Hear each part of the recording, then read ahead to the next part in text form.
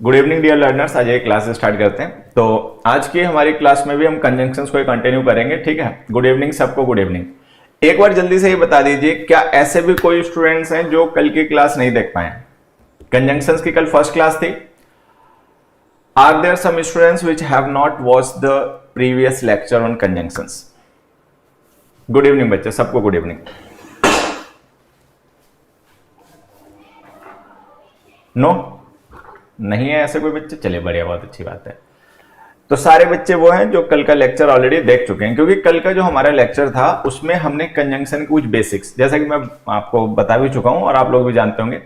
Good evening भाई सबको, good evening. ठीक है, इंग्लिश में कोई बहुत ज्यादा बेसिक्स तो होते नहीं है, मतलब इंग्लिश में बहुत होते हैं लेकिन कंजंक्शन में ज्यादा नहीं होते हैं। ठीक है, गिने चुने बेसिक्स होते हैं। ठीक है, तो वो कल हम डिस्कस कर चुके हैं। चलिए फिर से एक बार उसके आगे के कॉन्सेप्ट अब हम स्टार्ट करते हैं। ठीक है, but I think we should have a quick revision of the things जो कल हमने डिस्कस किया था, उनका एक क्विक रिवीजन हो जाएगा।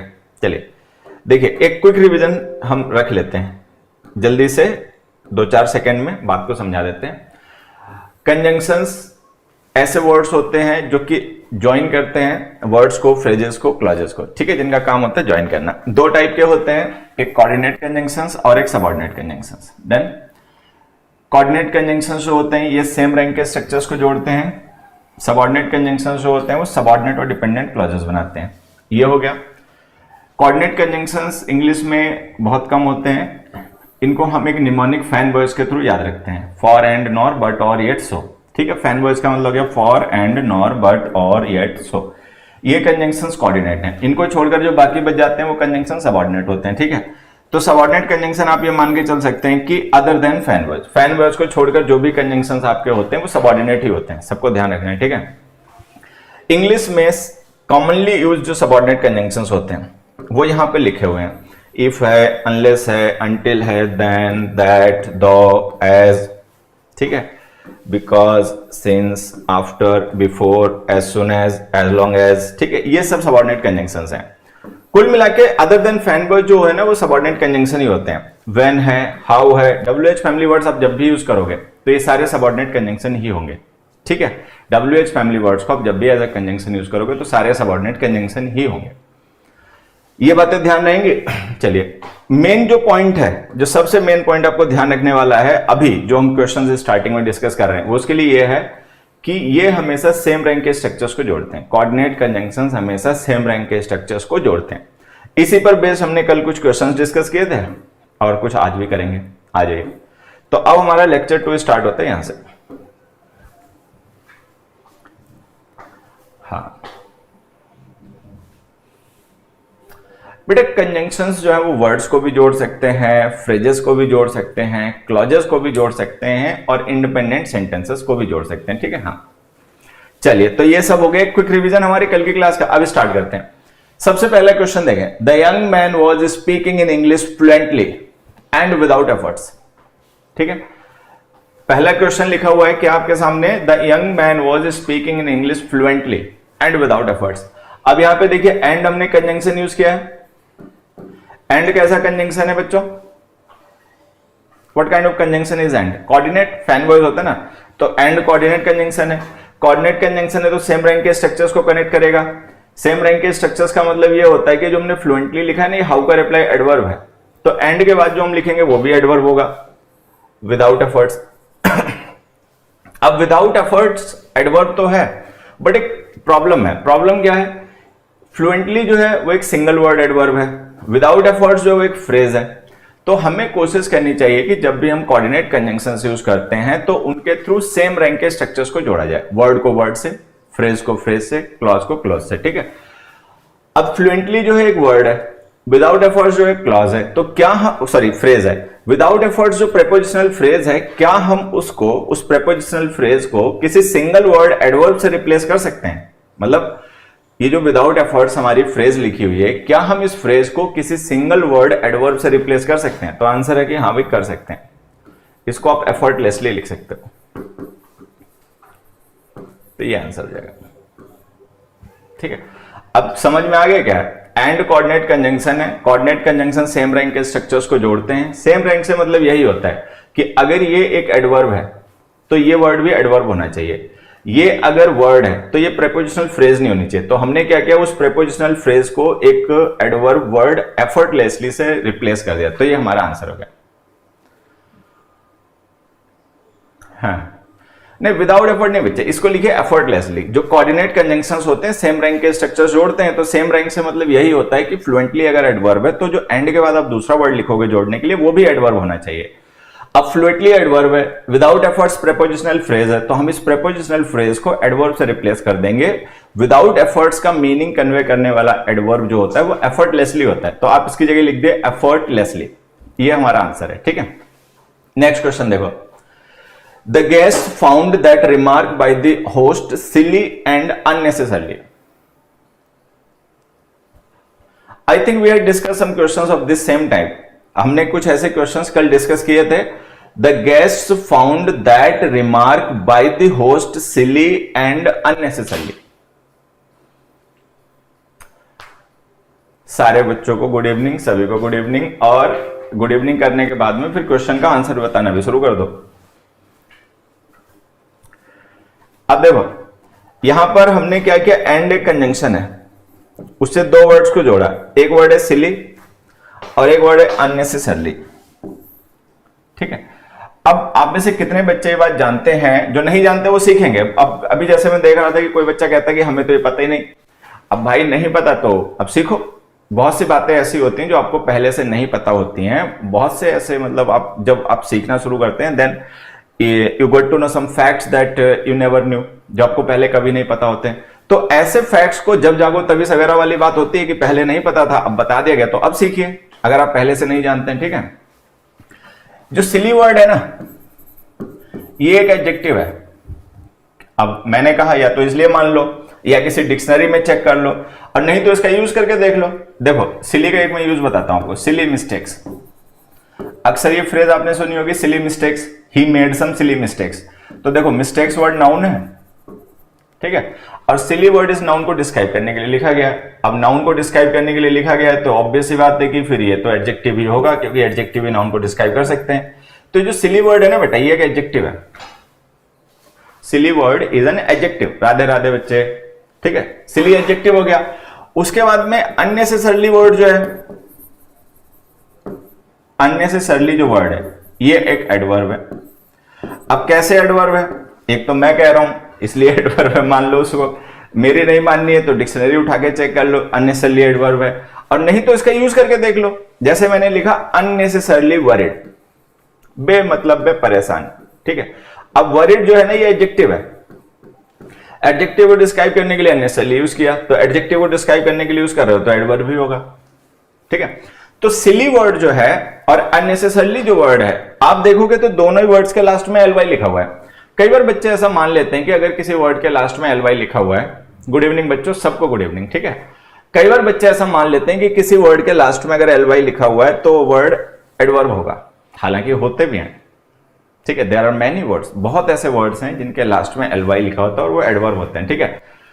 But there is a small number of words, कुछ एक ऐसा भी छोटा नंबर है वर्ड्स का जिनके लास्ट में एलवाई लिखा होता है लेकिन वो एडवर्ब नहीं होते, ठीक है। तो ये जो सिली वर्ड है ना बच्चे, ये आपको ध्यान रखना पड़ेगा अगर आप पहले से नहीं जानते हो कि it is an adjective, though it appear to be an adverb because it ends with L Y, but actually it is not an adverb, it is an adjective. ये एक एडजेक्टिव है, तो सिली एडजेक्टिव है, अननेसेसरली एडवर्ब है। तो आप समझ गए ये गलत हो गया। क्यों गलत हो गया? क्योंकि अगर सिली एडजेक्टिव है, अननेसेसरली एडवर्ब है, तो ये जो एंड कोऑर्डिनेट कंजंक्शन है ये तो सेम रैंक के स्ट्रक्चर्स को जोड़ता है, तो ये दोनों सेम रैंक के तो है नहीं, ये एडजेक्टिव है वो एडवर्ब है, तो ये दोनों गलत हो गए। हाँ, एडवर्ब क्यों कंजंक्शन नहीं होगा? एडवर्ब्स आर नॉट कनेक्टर्स बेटा। हाँ, अब देखो एक बच्चे ने बहुत अच्छा क्वेश्चन पूछा है। बच्चे ने ये क्वेश्चन पूछा कि भाई चलो ये तो कंफर्म हो गया कि गलत है, क्योंकि भाई आप एडजेक्टिव और एडवर्ब को कोऑर्डिनेट कंजंक्शन से जोड़ रहे हो जो कि कोऑर्डिनेशन हो नहीं सकता। मैंने आपको पहले भी बताया था, बच्चों ने शायद ध्यान नहीं देते हैं कई बार बच्चे, क्योंकि ये जो छोटी छोटी बातें होती है ना, इन्हीं को हम सुनते नहीं है। हम क्वेश्चन आंसर तो सुन लेते हैं, क्वेश्चन सुन लेते हैं, उसका आंसर सुन लेते हैं, लेकिन उसके पीछे जो लॉजिक्स बताए गए होते हैं उन पर ध्यान नहीं देते। कोऑर्डिनेट का मतलब ही होता है इक्वल, कोऑर्डिनेट करने का मतलब होता है इक्वल रैंक होना, ठीक है। तो ये कोऑर्डिनेशन नहीं हो सकता ना, क्योंकि एक वर्ड एडजेक्टिव है, एक वर्ड एडवर्ब है, ठीक है, तो ये एक दूसरे को कोऑर्डिनेट नहीं कर पाएंगे, कोऑर्डिनेट नहीं कर पाओगे तो कोऑर्डिनेटिंग कंजंक्शन इनको जोड़ नहीं पाएगा, तो ये गलत हो गया। अब बच्चे ने पूछा कि भाई चलो ये तो पता चल गया कि गलत हो गया, ठीक है, ये तो पता चल गया कि गलत है, ठीक है, अब सही कैसे करें? इस बाद वाले के अकॉर्डिंग जो कि एडवर्ब है, पहले वाले एडजेक्टिव को चेंज कर दें, ठीक है, ये जो पहले लिखा एडजेक्टिव है उसके अकॉर्डिंग जो बाद वाला वर्ड एडवर्ब है उसको चेंज कर दें। मतलब क्या करें? तो देखो मैं बताता हूं आपको क्या करना है। आप ये देखिए कि सेंटेंस में आपको रिक्वायरमेंट किसकी है। आपको एडजेक्टिव की रिक्वायरमेंट है तो इसको सही मान लो, उसको चेंज कर दो। आपको एडवर्ब की जरूरत है, ठीक है, तो उसको सही मान लो, इसको चेंज कर दो। तो ये कैसे डिसाइड होगा कि अब हम करेंगे? ये तो कंफर्म है कि गलत है भाई, सिली और अननेसेसरली दोनों आप एंड से जोड़ के नहीं लिख सकते, ठीक है, दोनों गलत हैं। हालांकि देखो एक बच्चे ने कहा कि भाई लेफ्ट टू राइट कंसिडरेशन, बहुत अच्छी बात है। एक तरीका तो यही है कि when you find a sentence can be corrected in 2 different ways, ठीक है, लेकिन बच्चे ये बात भूल जाते हैं। बच्चा केवल एक सीधी बात याद रखता है जो सबसे आसान उसको सुनने में लगती है, वो ये है कि जब कभी आप मतलब बाद वाला करेक्शन कर दो। लेकिन मैं कभी ये नहीं कहता किसी से कि बाद वाला करेक्शन कर दो, मैं हमेशा कुछ और कहता हूं, मैं हमेशा कहता कुछ और हूं, लेकिन बच्चे सुनते उतना ही है जितना उनको समझ आता है। मैं हमेशा यह कहता हूं कि जब कभी आपको ऐसा लगे कि आप एक सेंटेंस को 2 तरीकों से सही कर सकते हो और दोनों ही तरीके ग्रामेटिकल और लॉजिकल स्ट्रक्चर बनाएंगे, तो बाद वाला सही करो।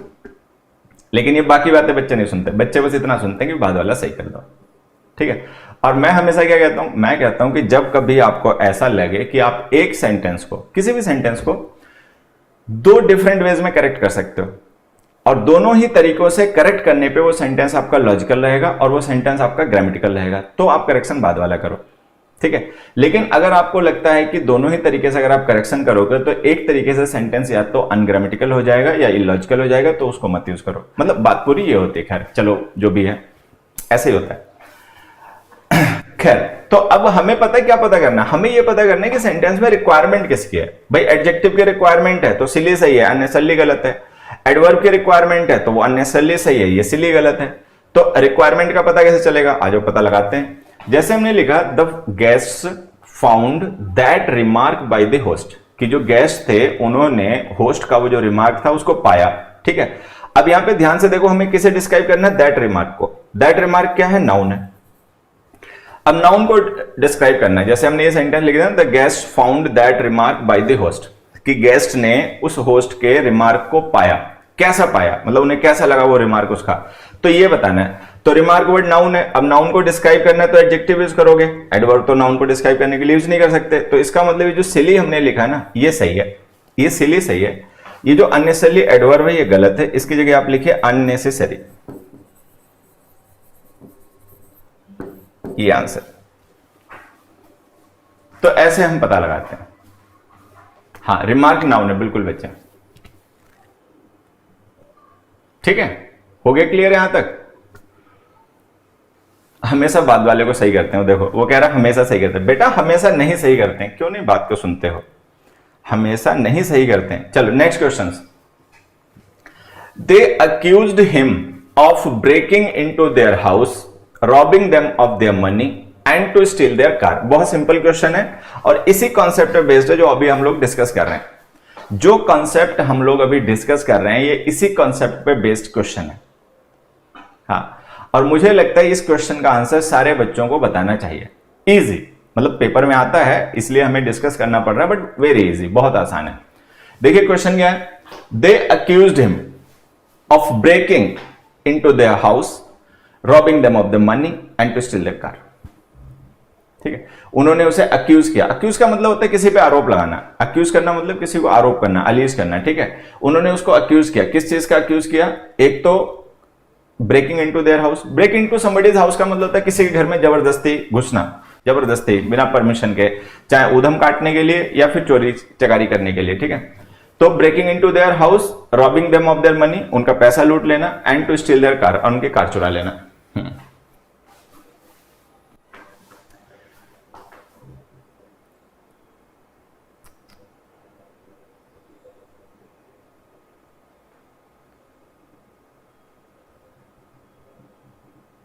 Neha, really very sorry.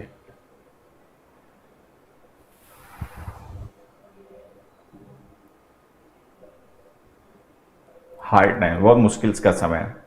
काटो, जिंदगी है, लाइफ है, लाइफ रियलाइज करवा रही है हम लोगों को, ठीक है, जिंदगी ऐसी होती है खट्टी मीठी। चलो 1 मिनट, देखो बच्चे, देखो बच्चों यहाँ पे एक बात समझना, ये जो ऑफ है ना, ये प्रेपोजिशन है, सारे बच्चे ध्यान रखेंगे, of is a preposition. Breaking into their house जो है, ये एक जेरेंड फ्रेज है जो इस ऑफ प्रेपोजिशन का ऑब्जेक्ट है, तो ये है ऑब्जेक्ट 1, ठीक है। फिर हमने उसके बाद कॉमा यूज किया है, robbing them of their money, ये है ऑब्जेक्ट 3, सॉरी ऑब्जेक्ट 2, ये भी जेरेंड फ्रेज है। अब फिर एंड हमने कंजंक्शन लिखा और उसके बाद में हमने लिखा तीसरा object, to steal their car, ठीक। अब यहां पर सारे बच्चे एक बात ध्यान रखेंगे, ये हालांकि हो सकता है मैंने आपको पहले भी पढ़ाया हो, नहीं पहले पढ़ाया हो तो ध्यान रखेंगे क्या पॉइंट, अगर हमें कभी कोई 2 एलिमेंट्स कनेक्ट करने हो तो हम उनको कंजंक्शन से कनेक्ट कर देते हैं, ए एंड बी। अगर हमें 2 से ज्यादा एलिमेंट्स कनेक्ट करने हो तो जो लास्ट 2 होते हैं उनके लिए हम कंजंक्शन यूज कर लेते हैं, बाकी के लिए कॉमा आ जाता है।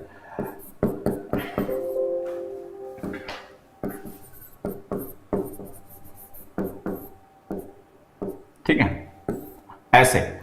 अब देखिए एक और लिख देता हूं, A B C D and E. अब देखो यहां पे सारे बच्चे को ध्यान देंगे, जैसे अगर हमें 2 एलिमेंट्स कनेक्ट करने हैं ए और बी, तो हम उनको सिंपली कंजंक्शन से कनेक्ट कर देंगे, A and B.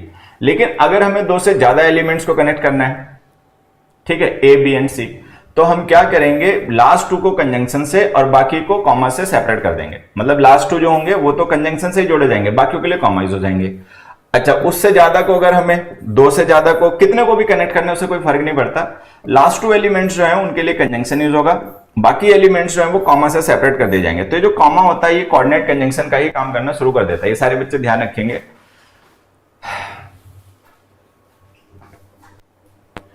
Lucifer morning star, बेटा कोई सेंस है कि नहीं, मतलब do you really have some sense, मतलब सेंस नाम की चीज है कि मतलब कतई मतलब मैं कि बौड़म ही हो पूरे, जो होना था हो गया।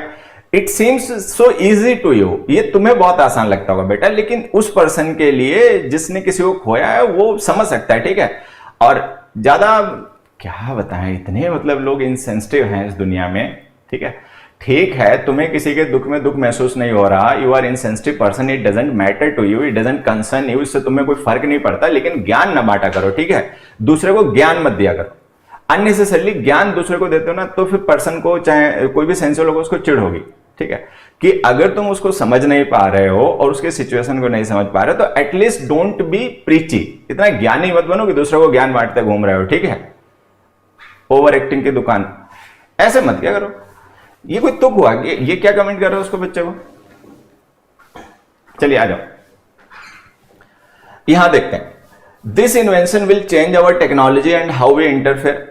अच्छा हाँ, ये मैं समझा रहा था। देखिए, तो हमने यहां पर ये पढ़ा कि अगर हम 2 एलिमेंट्स को कनेक्ट करेंगे तो एक कंजंक्शन यूज करेंगे, अगर 2 से ज्यादा एलिमेंट्स होंगे हम कंजंक्शन तब भी एक ही यूज करेंगे, ठीक है। बस होगा क्या, जो लास्ट 2 एलिमेंट्स होंगे उनके लिए कंजंक्शन आ जाएगा, ठीक है। जो लास्ट 2 हैं उनके लिए कंजंक्शन आ जाएगा और बाकियों के लिए कॉमा यूज हो जाएगा, ठीक है। ये पॉइंट हमें ध्यान रखना है। अब यहां पर देखो, अगर हमने यहां पे कॉमा यूज किया और यहां पे कंजंक्शन यूज किया तो इसका मतलब हम 3 एलिमेंट्स कनेक्ट कर रहे होंगे। कौन से हैं वो 3 एलिमेंट समझना। इस ऑफ प्रिपोजिशन के ऑब्जेक्ट्स हैं, ये ऑफ प्रिपोजिशन है, इसका पहला ऑब्जेक्ट ये जेरेंड फ्रेज हो गई, ब्रेकिंग इनटू देयर हाउस। दूसरा ऑब्जेक्ट ये जेरेंड फ्रेज हो गई, robbing them of their money. और तीसरा ऑब्जेक्ट हो गई ये infinitive phrase, to steal their car. अब ध्यान से देखो, ये एंड कोऑर्डिनेट कंजंक्शन है, तो कोऑर्डिनेट कंजंक्शन हमेशा सेम रैंक के स्ट्रक्चर से जोड़ते हैं, ठीक है, हमेशा सेम रैंक के स्ट्रक्चर से जोड़ते हैं। अगर सेम रैंक के स्ट्रक्चर से जोड़ते हैं तो यहां पर देखो, ये जेरेंड है, ये जेरेंड है, तो ये इंफिनिटिव क्यों है, इसे भी जेरेंड होना चाहिए, तो इसे लिखो स्टीलिंग। टू स्टील की जगह लिखिए बच्चे stealing. They accused him of breaking into their house, robbing them of their money and stealing their car.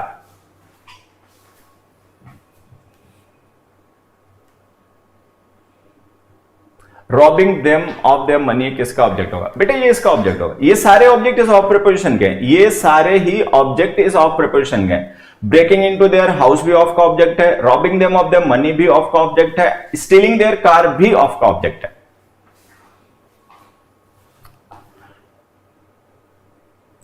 ठीक है, हो गया क्लियर? आ जाओ नेक्स्ट पे आ जाते हैं। नेक्स्ट क्वेश्चन देखिए, नेक्स्ट क्वेश्चन में हमने क्या लिखा है भाई? नेक्स्ट क्वेश्चन में हमने लिखा है this invention will change our technology and how we interfere with the environment. ये थोड़ा सा टेक्निकल है, मतलब ज्यादा नहीं है बट थोड़ा सा तो देखो टेक्निकल है।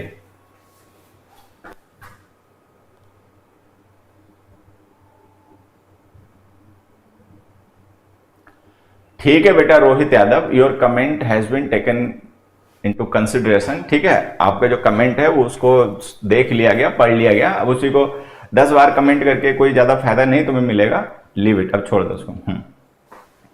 This invention will change our technology and how we interact with the environment. Question number 6 को सारे बच्चे आंसर करेंगे। क्वेश्चन नंबर 6,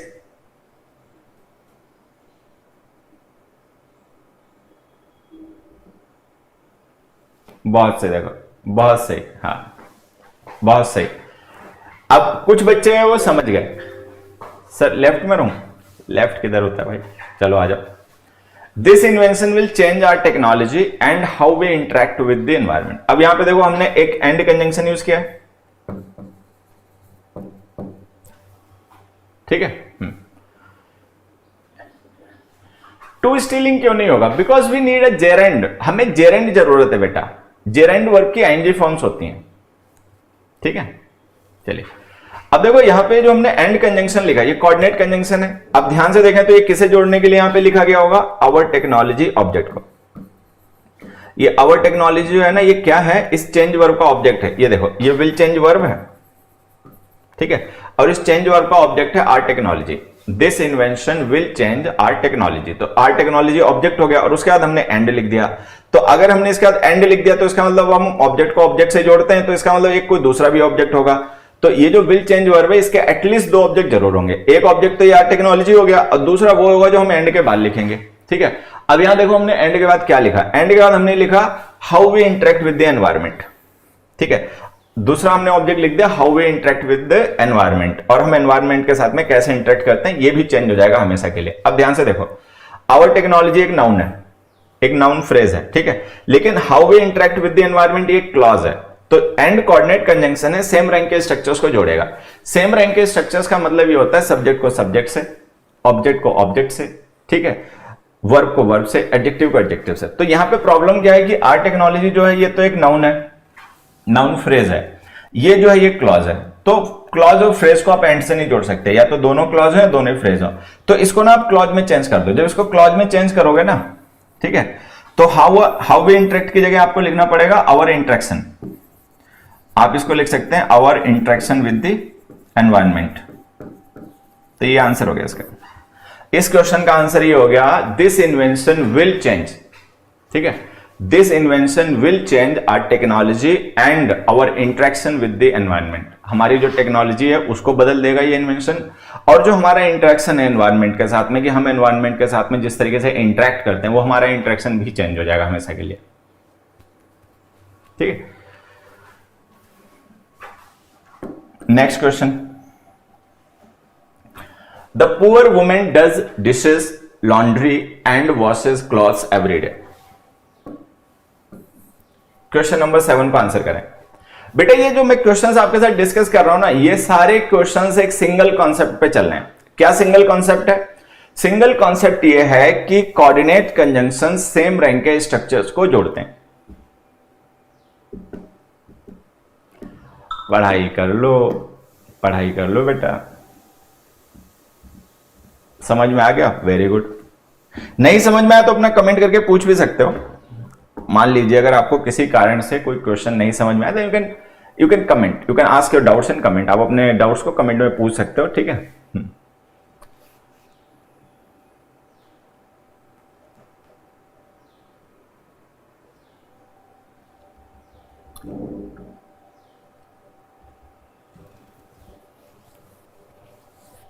आंसर बताओ। वेरी गुड भाई, देखो एक बच्चे ने आंसर बताया है, बाकी ये सब लगे पड़े हैं अपना। कोई गुलाब खत्री है वो कह रहा है कि हम दिल्ली से हैं, कोई पढ़ लिया करो बेटा।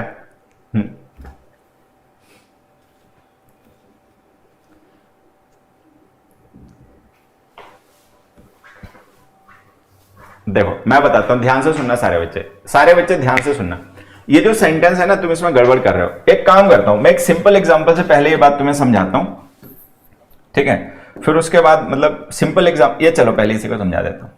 देखिए, the poor women does dishes. देखो यहां पे समझना, ये जो डज है ना बेटा, ये वर्ब है, ठीक है? इसके वर्ब होने के पीछे दो वजह हैं, सारे बच्चे ध्यान देंगे। कैसे समझना? एक तो डू डिशेस जो होती है ना, ये एक फ्रेज होती है जिसका मतलब होता है बर्तन धोना। डू डिशेस का मतलब होता है बर्तन धोना, ठीक है? तो जो डज है ना, यहाँ पे वर्ब है, और डिशेस जो है वो नाउन है। अच्छा, अगर किसी बच्चों को ऐसा लगा कि डज ऑक्सिलरी और डिशेस वर्ब है, ठीक है, तो मैं उसको बता दूं ऐसा है नहीं, क्योंकि अगर ये डज हेल्पिंग वर्ब होती ना, तो इसको डिशेस नहीं डिश लिखना पड़ता। अब फिलहाल में डिश ये वर्ब होती भी नहीं है, ये नाउन है, ठीक है? तो ये जो डज है ये एक वर्ब है, और डिशेस जो है वो इस वर्ब का ऑब्जेक्ट है। डन। अच्छा, लॉन्ड्री जो है ये भी इस वर्ब का ऑब्जेक्ट है। देखो सारे बच्चे यहां पे बात ध्यान रखेंगे, डू डिशेस का मतलब होता है बर्तन धोना, और डू लॉन्ड्री का मतलब होता है कपड़े धोना, ठीक है? तो यहां पे डिशेस नाउन है, यहां पे लॉन्ड्री नाउन है, और डू वर्ब है। तो डू डिशेस का मतलब बर्तन धोना, ठीक है? और डू लॉन्ड्री का मतलब कपड़े धोना, ठीक है? अच्छा, अच्छे से पढ़ाता हूं, चलो भाई, thank you. Does and faces के लिए, अरे भैया तुम लोग कभी सुनते नहीं हो क्या? मतलब तुम सुनते भी हो मेरी बातें कि तुम अपना मतलब खोए रहते हो, और बस तुम्हें डज नहीं है बेटा, हेल्पिंग वर्ड नहीं है, वर्ब है। ये बताया ना यहाँ पे, देखो do dishes, do laundry. Do dishes का मतलब बर्तन धोना, डू लॉन्ड्री का मतलब कपड़े धोना, ठीक है?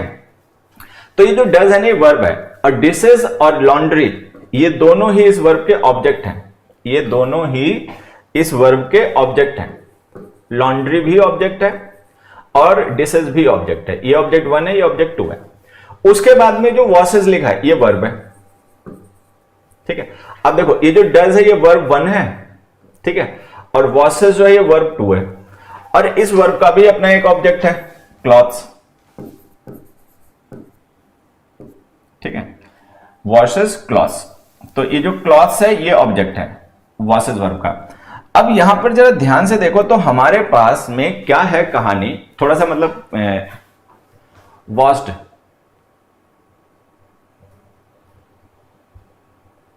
Does emphasis.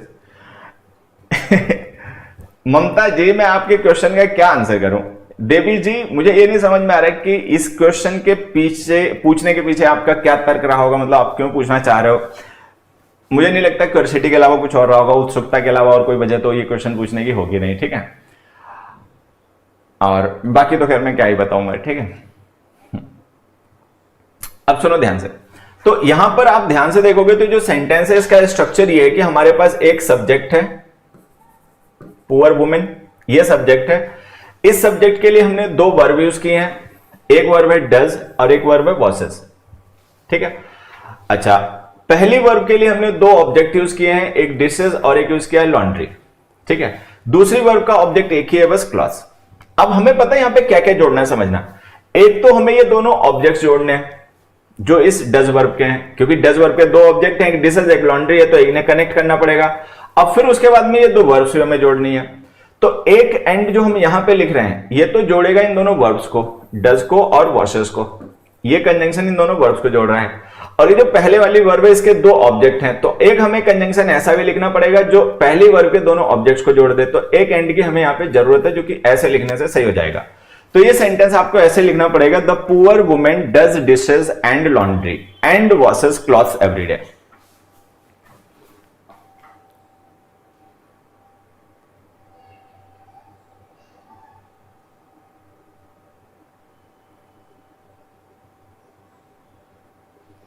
अच्छा, बहुत दिन से पूछने का मन था। I know that it students ask such kind of questions out of curiosity only. मतलब ऐसे क्वेश्चंस जो बच्चे पूछते हैं उसके पीछे वजह बस क्यूरियोसिटी होती है कि दिस सी दैट, मतलब ऐसा है वैसा है।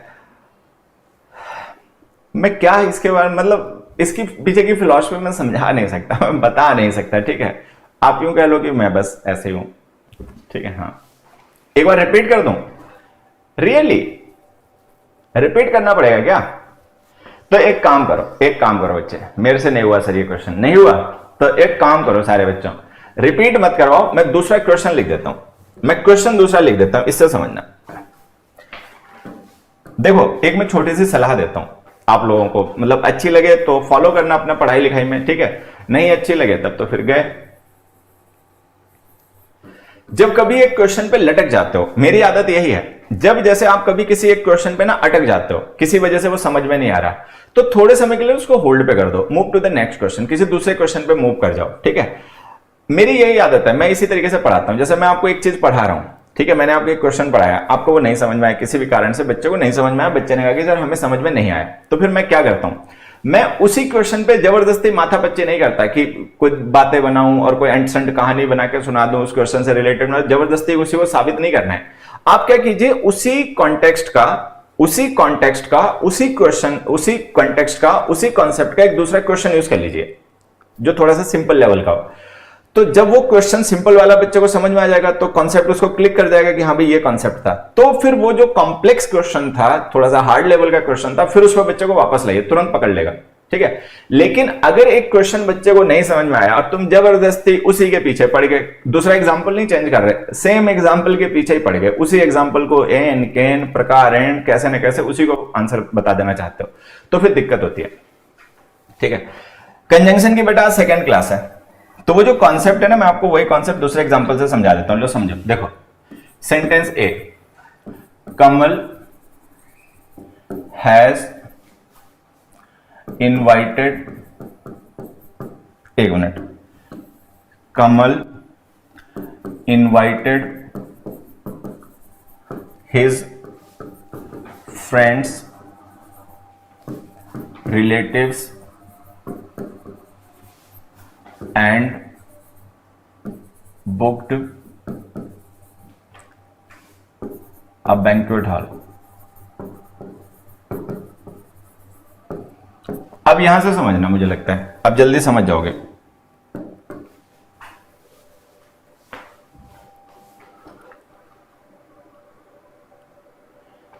अगर ये सेंटेंस पार्ट्स में डिवाइड करें, मैं जनरली बहुत कम ही ऐसा सेंटेंस पढ़ाता हूं जो पार्ट्स में हो, क्योंकि वो रटने वाला तरीका होता है कि ए गलत बी गलत या सी गलत, उसमें बच्चा क्या होता है ना, पूरा सेंटेंस नहीं पढ़ता, वो बस उस पार्ट को देखता है जिसमें मिस्टेक है। ये पढ़ने का तरीका वैसे गलत होता है, प्रैक्टिस के लिए ठीक है, लेकिन जब आप सिखाना चाह रहे हो बच्चों को तब वो तरीका गलत होता है, उसका यूज नहीं करना चाहिए, ठीक है।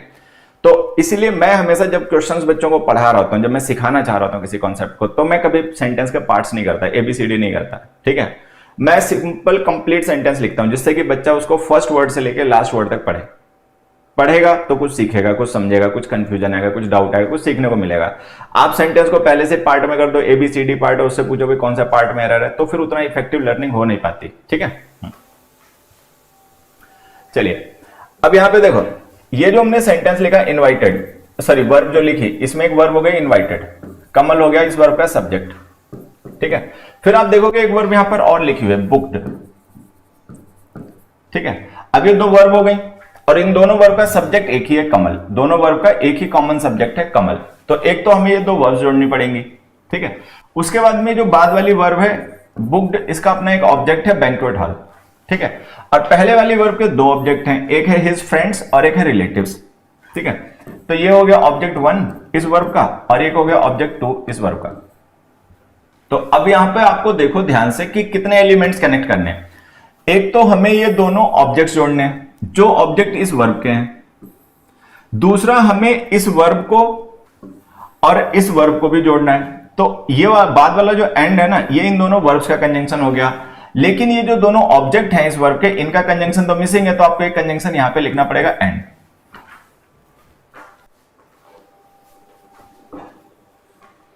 तो यहां पे आपका आंसर क्या हो जाएगा, Kamal invited his friends and relatives and booked a banquet hall, कि कमल ने क्या किया, अपने फ्रेंड्स को और अपने रिलेटिव्स को इनवाइट किया और एक बैंक्वेट हॉल उसने बुक कर दिया, ठीक है। तो आपको यहां पर दो कंजंक्शन एंड लिखने पड़े। पहले वाला कंजंक्शन जो है वो पहली वर्ब के दो ऑब्जेक्ट्स को जोड़ रहा है, दूसरा वाला कंजंक्शन जो है वो दूसरी वर्ब को और पहली वर्ब को जोड़ रहा है, ठीक।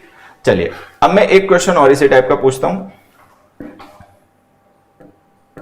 यहां पे लिख देता हूं question B, the man ate a mango, some grapes ये पेपर में आया हुआ क्वेश्चन है, some grapes and washed hands. ठीक है, चलो सही करो इसको अपने आप। इसको बेटा अपने आप सही करो सारे लोग।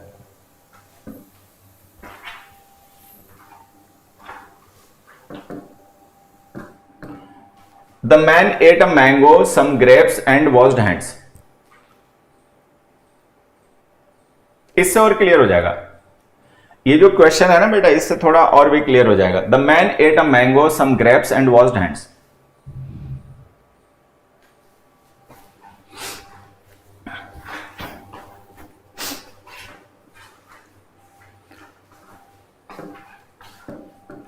देखो, एक हमारे पास वर्ब है एट, ये वर्ब वन है, और इस वर्ब का सब्जेक्ट जो है वो है मैन। फिर इसके बाद में एक वर्ब है वॉश्ड, ये वर्ब टू है। वर्ब टू जो है उसका एक ही ऑब्जेक्ट है हैंड्स। ठीक है, वर्ब वन के दो ऑब्जेक्ट हैं, एक ऑब्जेक्ट है इसका मैंगो, एक ऑब्जेक्ट है इसका सम ग्रेप्स। आई बात समझ में? अब हमें यहां पर देखो कितने कंजंक्शन जरूरत पड़ेंगे। एक कंजंक्शन हमें चाहिए होगा इन दोनों ऑब्जेक्ट को जोड़ने के लिए, क्योंकि ये दोनों ऑब्जेक्ट सेम वर्ब के हैं, तो इन दोनों ऑब्जेक्ट्स को जोड़ना पड़ेगा। तो यहां हमने लिख दिया एंड। ये एंड क्या कर रहा है? इन दोनों ऑब्जेक्ट्स को जोड़ रहा है। अच्छा, और ये वाला एंड क्या कर रहा है? वो इन दोनों वर्ब्स को जोड़ रहा है। तो ये एंड इन दोनों ऑब्जेक्ट्स को और ये एंड इन दोनों वर्ब्स को जोड़ रहा है, क्योंकि इन दोनों वर्ब्स का सब्जेक्ट कॉमन है। तो जो एट है और वॉश्ड है, इन दोनों वर्ब्स का सब्जेक्ट कॉमन है। मैंगो और सम ग्रेप्स, इन दोनों ऑब्जेक्ट्स की वर्ब कॉमन है। तो हमें ये दोनों ऑब्जेक्ट्स भी जोड़ने हैं और वो दोनों वर्ब्स भी जोड़नी है। तो आपको ऐसे लिखना पड़ेगा sentence, the man ate a mango and some grapes and washed hands.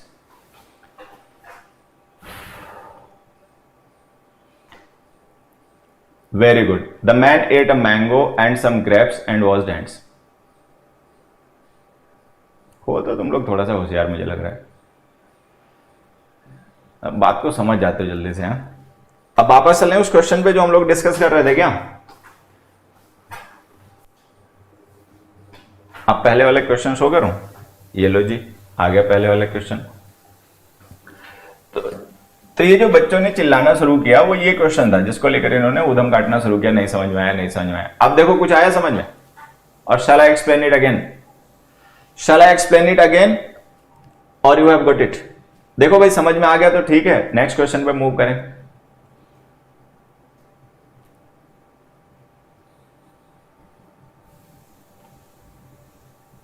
Okay, समझ गए, बढ़िया भाई, बहुत अच्छी बात है। तो बच्चे हमारे समझ गए। खैर फिर भी मैं एक बार फिर से बता देता हूं, पिछली बार में अगर कोई बच्चा ध्यान से नहीं समझा पाया हो, ठीक है, तो एक बार फिर से समझ लीजिए। हालांकि मैं समझाता तो बहुत प्यार से हूं, ऑफलाइन वालों को और भी प्यार से समझाता हूं, ऑनलाइन वालों को तो थोड़ा सा उतना प्यार नहीं कर पाता है, ठीक है। देखो बच्चे, हमारे पास दो वर्ब है, एक वर्ब है डज और एक वर्ब है वॉशेस। ये दो वर्ब है, इन दोनों वर्ब का सब्जेक्ट एक ही है, द पुअर वुमेन। ठीक है, पहली वर्ब के पास दो ऑब्जेक्ट हैं, एक ऑब्जेक्ट है डिशेस, एक ऑब्जेक्ट है लॉन्ड्री। ठीक, तो हमें एक कंजंक्शन ऐसा चाहिए जो इन दोनों ऑब्जेक्ट्स को जोड़ दे, एंड एक हमें कंजंक्शन ऐसा चाहिए जो इन दोनों वर्ब्स को जोड़ दे, एंड। ठीक है, तो ये एंड यहां पर और एक एंड यहां पर चाहिए। ये वाला एंड इन दोनों ऑब्जेक्ट्स को जोड़ रहा है, ये वाला एंड इन दोनों वर्ब्स को जोड़ रहा है। तो ये सेंटेंस आपको ऐसे लिखना पड़ेगा। वेरी गुड, तो इस क्वेश्चन का आंसर हो गया, the poor women does dishes and laundry and washes clothes every day. Next पे जाओ, the host will neither invite Mohan nor his friends to the party. आसान क्वेश्चन है, बहुत आसान क्वेश्चन है। मुझे लगता है आप में से ज्यादातर बच्चे इस क्वेश्चन का आंसर भी बता पाएंगे, बट स्टिल मैं थोड़ा सा एक्सप्लेन करने की कोशिश करूंगा जैसे कि मेरी आदत है। क्वेश्चन नंबर 8 को एक बार बच्चे एक्सप्लेन करें। The host will neither invite Mohan nor his friends to the party. अब हमने कहा कि जो होस्ट है ना तो मोहन को और ना ही उसके फ्रेंड को बुलाएंगे।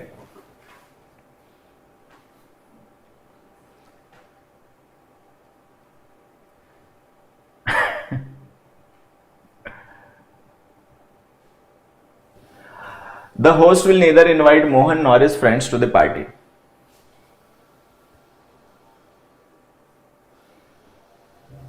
चलिए अब देखो ये जो क्वेश्चन है ना बेटा, इस क्वेश्चन को समझने के लिए एक छोटा सा मैं पॉइंट आपका पहले क्लियर कर दूं, फिर उसके बाद में मैं उस क्वेश्चन की बात करूंगा। ठीक है, देखो तुमने देखा होगा कि इंग्लिश में कुछ ऐसे वर्ड्स होते हैं जिनके साथ में कोई एक स्पेसिफिक कंजंक्शन ही यूज होता है, जैसे कि नीदर वर्ड। नीदर के साथ में हम हमेशा कंजंक्शन नॉर यूज करते हैं। ईदर वर्ड, इसके साथ हम कंजंक्शन हमेशा और यूज करते हैं। ठीक है, नॉट ओनली, नॉट ओनली के साथ हम हमेशा कंजंक्शन बट ऑल्सो यूज करते हैं। अभी सारे बच्चों को ध्यान ये रखना है कि ये जो पेयर्स हैं, ये जो मतलब पेयर्स हैं इन वर्ड्स के, इन पेयर्स को हम कहते हैं कोरिलेटिव्स। इन्हें हम कहते हैं कोरिलेटिव्स, कोरिलेटिव कंजंक्शन। कोरिलेटिव का मतलब यूज टुगेदर, एक साथ यूज होते हैं, that's why they are called correlative conjunction. इनको कोरिलेटिव कंजंक्शंस कहा जाता है। अच्छा, ध्यान में रखना है, इनको हम कोरिलेटिव्स इसलिए कह रहे हैं because they are used together, वो एक साथ यूज किए जाते हैं पेयर में, इसलिए। अदरवाइज जो हमने कल पढ़ा था कि कंजंक्शन के टाइप्स दो ही होते हैं। कंजंक्शंस जो होते हैं बच्चे, हम इनको कोरिलेटिव्स कह जरूर रहे हैं, लेकिन कोरिलेटिव कोई टाइप ऑफ कंजंक्शन नहीं है। टाइप ऑफ कंजंक्शन दो ही होते हैं, या तो कोऑर्डिनेट, या तो कोऑर्डिनेट या सबऑर्डिनेट। टाइप ऑफ कंजंक्शन बच्चे दो ही होते हैं, या तो कोऑर्डिनेट या फिर सबऑर्डिनेट। ठीक है, तो हम इन्हें कोरिलेटिव कंजंक्शन इसलिए कह रहे हैं क्योंकि ये पेयर में यूज होते हैं एक साथ में। Otherwise there are only two types of conjunctions, either coordinate और सबऑर्डिनेट। कंजंक्शन दो ही तरीके के होते हैं, तो कोऑर्डिनेट या सबऑर्डिनेट। ठीक है, हमें यह पता करना है कि भाई इन कंजंक्शंस को जिन्हें हम कोरिलेटिव कह रहे हैं, अगर हम कोऑर्डिनेट और सबऑर्डिनेट में कैटेगराइज करें तो ये कैसे कंजंक्शंस हैं। तो ये कंजंक्शन कोऑर्डिनेट है या सबऑर्डिनेट है। अब देखिए मैं बताता हूं, ये जो नीदर वर्ड है ना, सारे बच्चे ध्यान रखेंगे, it is not a conjunction, either is not a conjunction, not only is not a conjunction. ये वर्ड्स डिटर्मिनर्स होते हैं। कंजंक्शन ये है नॉर, और, बट ऑल्सो, ये कंजंक्शन है, वो कंजंक्शन नहीं है। उनके साथ में ये कंजंक्शंस यूज होते हैं, तो ये जो पेयर बनता है इसे हम कोरिलेटिव कंजंक्शन कह देते हैं। अदरवाइज ध्यान सबको ये रखना है कि neither, either, not only conjunction नहीं होते हैं।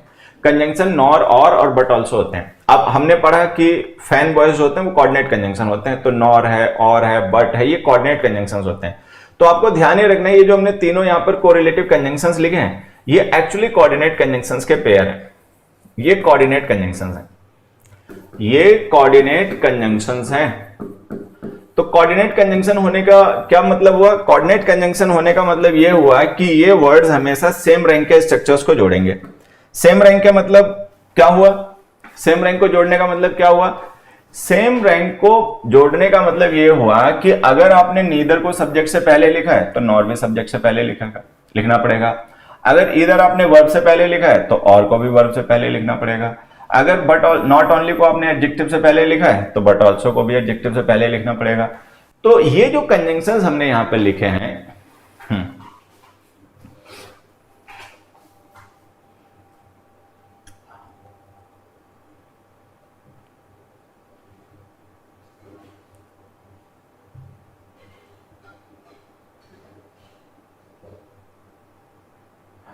यहां तक क्लियर?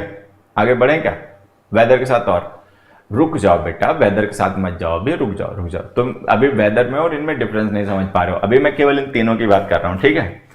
तो ये जो हमने ईदर और, neither, nor, not only but also लिखे हैं, आपको ध्यान रखना है कोऑर्डिनेट कंजंक्शन है। कोऑर्डिनेट कंजंक्शन होने की वजह से सेम रैंक के स्ट्रक्चर्स को ही हमेशा जोड़ सकते हैं। सेम रैंक का मतलब ये होता है कि सब्जेक्ट को वर्ब को वर्ब से, एडजेक्टिव को एडजेक्टिव से, एडवर्ब को एडवर्ब से, इस तरीके से जोड़ पाते हैं, ठीक है? अब देखो एक एग्जांपल मैंने लिखा, मोहन has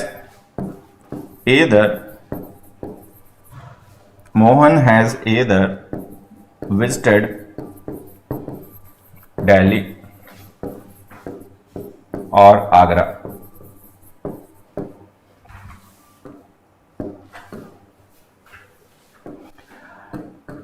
यहां देखिए हमने इधर का यूज किया विजिटेड से पहले जो कि वर्ब है, और का यूज किया हमने आगरा से पहले जो कि नाउन है, और ये नाउन इस सेंटेंस में ऑब्जेक्ट है, ठीक है? विजिटेड वर्ब का ही ऑब्जेक्ट। अब हमने इधर को लिखा वर्ब से पहले, और को लिखा ऑब्जेक्ट से पहले, तो ये सेम रैंक के स्ट्रक्चर्स तो है नहीं। इधर और, neither, nor, not only but also, इनको ध्यान रखना है, ठीक है, कि ये हमेशा सेम रैंक के स्ट्रक्चर्स को ही जोड़ते हैं। ठीक है, ये हमेशा सेम रैंक के स्ट्रक्चर्स को जोड़ते हैं। इधर हमने लिखा विजिटेड से पहले जो कि वर्ब है, और हमने लिखा आगरा से पहले जो कि ऑब्जेक्ट है, तो हम वर्ब और ऑब्जेक्ट को तो जोड़ नहीं सकते, तो सेंटेंस गलत हो गया। अब आप क्या कीजिए, या तो दो वर्ब जोड़िए, इधर और का यूज करके या तो दो वर्ब्स को जोड़िए या दो ऑब्जेक्ट्स को जोड़िए। अच्छा ध्यान से देखोगे तो वर्ब तो एक ही है, वर्ब तो दो है नहीं, हमारे पास वर्ब एक ही है बस विजिटेड, तो हम वर्ब को तो जोड़ नहीं सकते। ऑब्जेक्ट जरूर दो हैं, एक ऑब्जेक्ट है दिल्ली, एक ऑब्जेक्ट है आगरा, तो हमारे पास वर्ब एक है, ऑब्जेक्ट दो हैं, तो हम ऑब्जेक्ट्स को जोड़ सकते हैं। अगर ऑब्जेक्ट्स को जोड़ना है तो इस इधर को लिखिए ऑब्जेक्ट 1 से पहले, और को ऑब्जेक्ट 2 से पहले, तो लिखे ही रखा है। अब ये सेंटेंस आपका सही हो गया। Mohan has visited either Delhi or Agra. Mohan has visited either Delhi or Agra.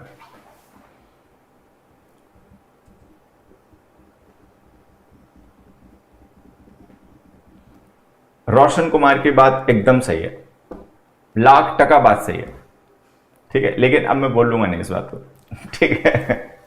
बोलने में कई बार ना, खैर क्या क्या बोलने, तो छोड़ो, बात खत्म करो। लेकिन मैंने मतलब ऐसा है कि मैं थोड़ा सा ऑनलाइन वाले बच्चों को, यूट्यूब वाले बच्चों को लेकर मैं थोड़ा सा, मुझे लगता है मैं कुछ ज्यादा ही नेगेटिव मैं ही होता हूं, ऐसा होता नहीं है, बच्चे अच्छे भी होते हैं, ठीक है। Recently I have come to know about this fact, मतलब इस फैक्ट के बारे में भी मुझे हाल में पता चला है कि जितना मैं मान के चलता हूँ इतना नहीं होते, मतलब होते हैं लेकिन सारे नहीं होते, अच्छे बच्चे भी होते हैं, सीखने वाले बच्चे भी होते हैं, ठीक है। देखिए क्वेश्चन देखिए, the host will neither invite Mohan nor his friends to the party. ये क्वेश्चन आप समझ गए होंगे। नीदर को हमने लिखा इनवाइट से पहले जो कि वर्ब है, नॉर को हमने लिखा हिज फ्रेंड से पहले जो कि ऑब्जेक्ट है, तो ये गलत हो गया। नीदर नॉर का पेयर जो है वो सेम रैंक के स्ट्रक्चर्स को जोड़ेगा, तो या तो आप इसके थ्रू दो वर्ब्स को जोड़ लो या दो ऑब्जेक्ट्स को जोड़ लो। वर्ब हमारे पास दो है नहीं, वर्ब तो एक ही है इनवाइट, ऑब्जेक्ट्स जरूर दो हैं, एक ऑब्जेक्ट है मोहन और एक ऑब्जेक्ट है हिज फ्रेंड्स, तो आप ऑब्जेक्ट्स को जोड़ सकते हो, वर्ब को नहीं जोड़ सकते। तो अगर वर्ब को जोड़ना ही नहीं है तो नीदर को गलत जगह लिख रखा है, इसको यहां ले आइए, लिखिए the host will invite neither Mohan nor his friends.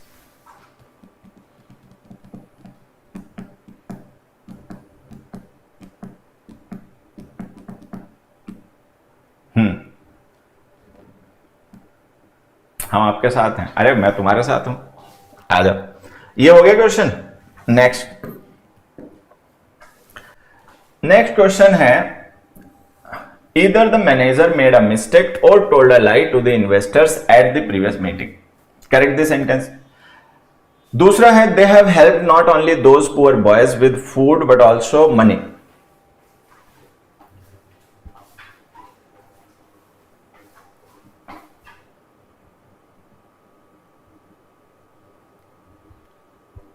आ जाओ बेटा, सेवंथ क्वेश्चन, सेवंथ क्या ninth question. Either the manager made a mistake or told a lie to the investors at the previous meeting. Sentence सही कीजिए ninth, और 10th भी सही कीजिए। They have helped not only those poor boys with food but also money. Question number 9 और question number 10 दोनों को ही सही कीजिए बेटा। अभी बता देता हूं बेटा, लेकिन एक बार 9th और 10th को पहले सही कर लो।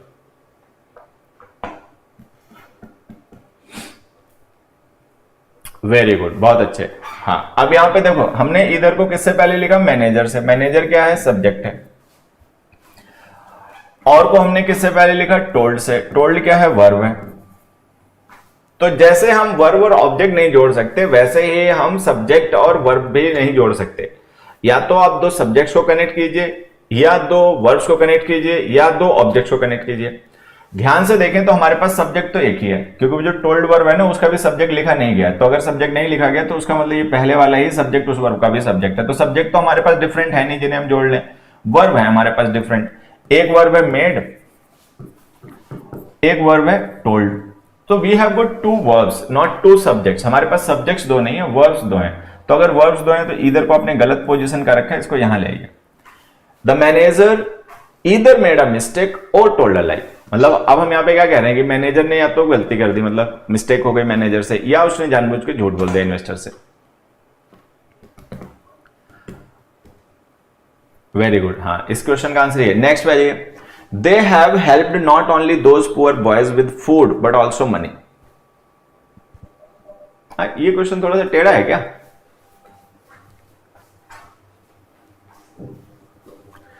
अब इसमें देखो क्या कहानी है कि हमारे पास इस सेंटेंस में सब्जेक्ट एक है,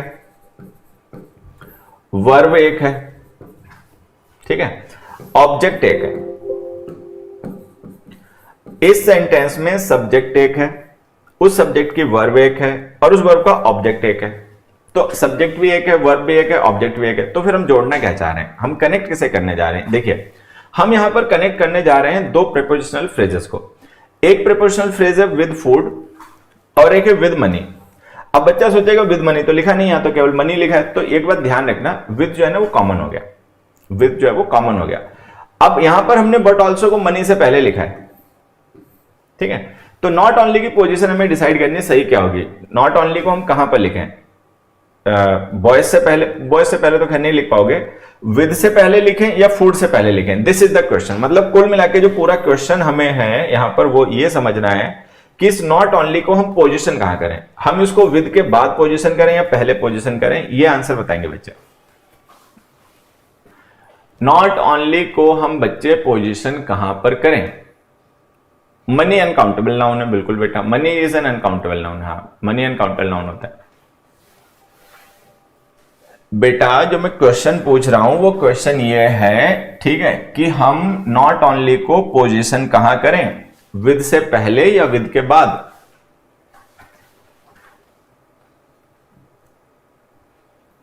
before food, not only food, मतलब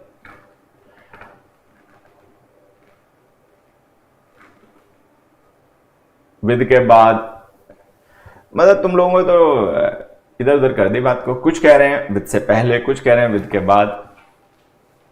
चलिए चलिए, हाँ, एक काम करता हूं मैं पहले बता देता हूं इसका आंसर, अब फिर इसे कर देता हूं एक्सप्लेन, ठीक है। अब सुनना, आंसर इसका ये है विद से पहले। They have helped not only those poor boys, they have helped those poor boys not only with food but also money.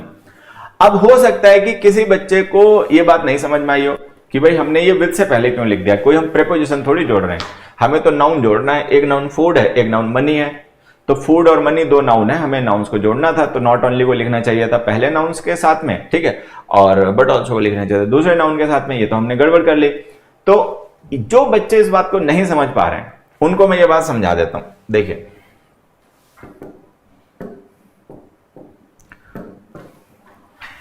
Question, he must have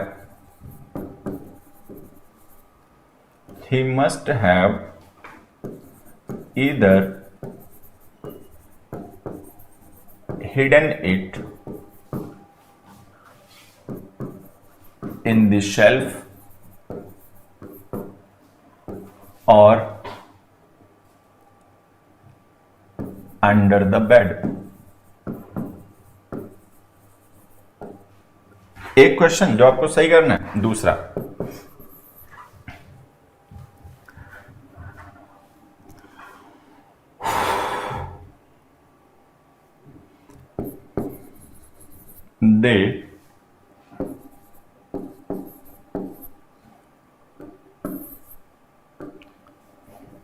they must have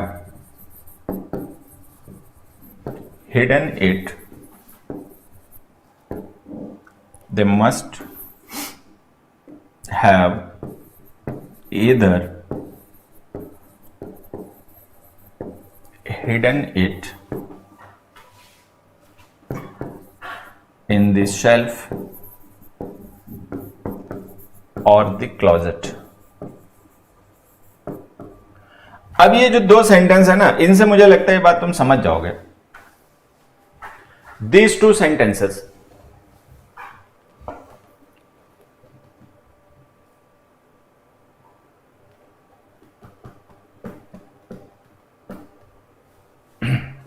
देखो ये जो दो क्वेश्चंस हैं इनसे वो बच्चे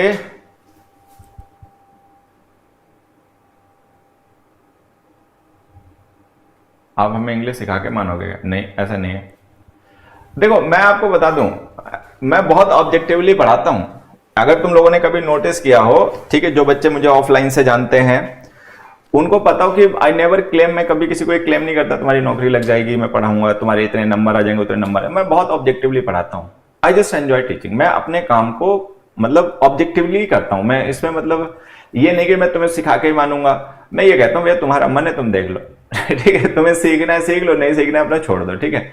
मैं ऑब्जेक्टिवली काम करता हूँ अपना, मैं ऑब्जेक्टिवली पढ़ाना पसंद करता हूँ। चलो खैर आंसर देखो, देखिए यहां पर इधर को हमने हिडन से पहले लिखा जो कि वर्ब है, वर्ब को तो हम जोड़ नहीं रहे लोग, तुम समझिएगा। यहां पर हम जोड़ किसे रहे समझना, एक इन प्रेपोजिशन है और एक इसका ऑब्जेक्ट है द शेल्फ, एक अंडर प्रेपोजिशन है और एक इसका ऑब्जेक्ट है the bed. Okay, we have got two prepositional phrases. हमारे पास दो प्रेपोजिशनल फ्रेजेस हैं। प्रेपोजिशन प्लस ऑब्जेक्ट जो फ्रेज होती है उसको हम प्रेपोजिशनल फ्रेज कहते हैं। तो एक ये प्रेपोजिशनल फ्रेज है और एक ये प्रेपोजिशनल फ्रेज है। हमारे पास दो प्रेपोजिशनल फ्रेज हैं, एक ये और एक है। तो हमें यहां पर दो प्रेपोजिशनल फ्रेजेस को जोड़ना है। हमें वर्ब नहीं जोड़नी क्योंकि वर्ब एक ही है, हमें ऑब्जेक्ट नहीं जोड़ना क्योंकि ऑब्जेक्ट भी एक ही है, हमें सब्जेक्ट नहीं जोड़ना क्योंकि सब्जेक्ट भी एक ही है। यहां पर दो प्रेपोजिशनल फ्रेजेस हैं जो हमें कनेक्ट करनी है।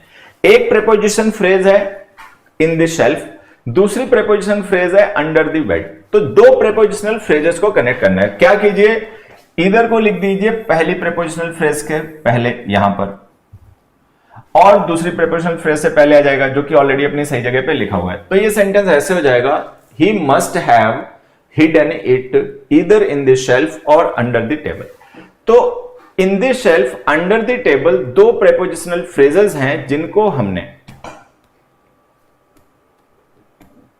ठीक है, जिनको हमने एंड इधर और से जोड़ दिया।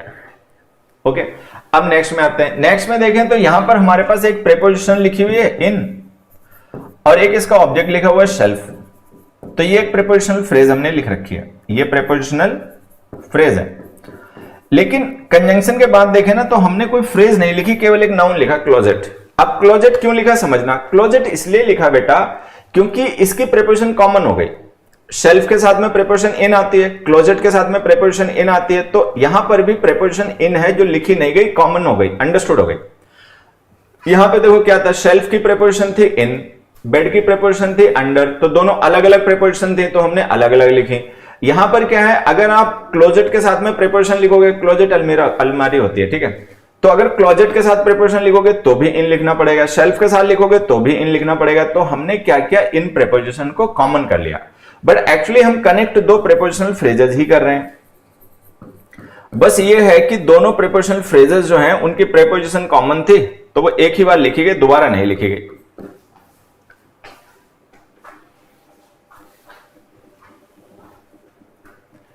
ठीक है, अब जब ये बात तुम्हें समझ में आ जाए तो बाकी तो आसानी बात है। जैसे यहां पे दो प्रेपोजिशनल फ्रेज जोड़ रहे थे वैसे यहां पर भी दो प्रेपोजिशनल फ्रेज जोड़नी है, बस यहां पे प्रेपोजिशन कॉमन है, तो ये आंसर।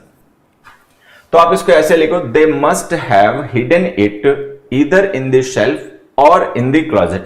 अच्छा, वो जो इन है वो अंडरस्टूड है, वो लिखा नहीं जा रहा क्योंकि जो पहले वाले नाउन की प्रेपोजिशन है वही बाद वाले नाउन की प्रेपोजिशन है, तो वो प्रेपोजिशन कॉमन हो गई, उसको लिखा बोला नहीं जा रहा। आप चाहो तो लिख सकते हो बट उसकी कोई जरूरत नहीं है, ठीक है, बिना लिखे हुए सही है। चलिए, अच्छा रीजनिंग की क्लास स्टार्ट हो गई, ठीक है। तो अब एक काम कीजिए, मेरी भी ऐप पर क्लास है 7:15 बजे से, ठीक है, मैं ऐप पर अपना क्लास की तैयारी करता हूं, ठीक है, और आप लोग भी अपना ये रिवीजन कर लेना। और अभी कंजंक्शन आपका कुछ क्लासेस में चलेगा। तो ये जो लास्ट क्वेश्चन, इससे मैंने आपको ये सिखाया कि अगर कभी इधर और को लिखना पड़े, neither not only but also को लिखना पड़े, तो इनको प्रेपोजिशन से पहले लिखना, प्रेपोजिशन के बाद में लिखना। प्रेपोजिशनल फ्रेजेस जो होती हैं वो ग्रामेटिकल यूनिट्स होती हैं और उनको स्प्लिट नहीं करना चाहिए। जो भी कंजंक्शन वगैरह यूज करते हो उनसे पहले लिखा करो, बाद में नहीं, ठीक है। और बोथ कंजंक्शन नहीं होता, डिटर्मिनर होता है, ठीक है। चले आज के लिए, तो आज के लिए अब एक काम करते हैं बच्चों, आज के लिए बस इतना ही, आज के लिए बस इतना ही। YouTube पर रोज आता हूं क्या? हाँ, इस बैच में मेरी रोज क्लास होती है 6 से 7, तो मैं इस चैनल पे आपको मिलते हूं, मतलब 6 से 7 तो इस चैनल पे मैं रोज ही होता हूं। Monday to Friday rankers batch में पढ़ाता हूं, सैटरडे भी पढ़ाता हूं, संडे को अपना टेस्ट डिस्कस करते हैं, ठीक है। ओके, टाटा एवरीबॉडी, बाय, फिर कल मिलते हैं। अभी 7:15 जो बच्चे परिवर्तन 2.0 को ज्वाइन कर चुके हैं, जो परिवर्तन 2.0 में पढ़ते हैं, उनको 7:15 मिलते हैं ऐप पर। ठीक है, तब तक के लिए बाय एवरीबॉडी, थैंक यू।